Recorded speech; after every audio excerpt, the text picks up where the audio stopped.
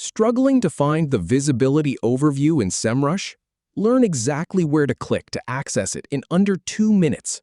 First, we'll navigate to the right folder. Then, click through to the overview. Finally, we'll enter your domain and review the data. Start by going to Semrush Folders. Then, click on Visibility Overview to access the tool. Review this part of the interface. Now, enter your domain into the provided field. Click on Get Started to proceed. Click on View Free Example to see a sample report.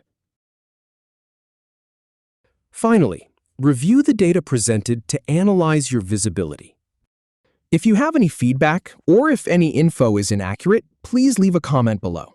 We'll do our best to answer or redo the video if needed. Thanks for watching.